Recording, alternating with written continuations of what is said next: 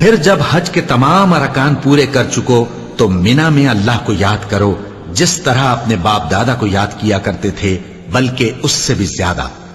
اور بعض لوگ ایسے ہیں جو اللہ سے التجا کرتے ہیں کہ اے پروردگار ہم کو جو دینا ہے دنیا ہی میں دے دے، اور ایسے لوگوں کا آخرت میں کچھ حصہ نہیں۔ اور بعض ایسے ہیں کہ دعا کرتے ہیں کہ پروردگار ہم کو دنیا میں بھی نعمت عطا فرما اور آخرت میں بھی نعمت بخشیو اور دوزخ کے عذاب سے محفوظ رکھیو۔ یہی لوگ ہیں جن کے لیے ان کے کاموں کا حصہ یعنی اجر نیک تیار ہے، اور اللہ جلد حساب لینے والا ہے۔ اور قیام منی کے دنوں میں جو گنتی کے دن ہیں اللہ کو یاد کرو۔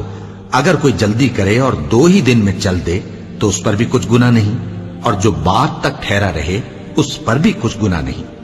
یہ باتیں اس شخص کے لیے ہیں جو اللہ سے ڈرے، اور تم لوگ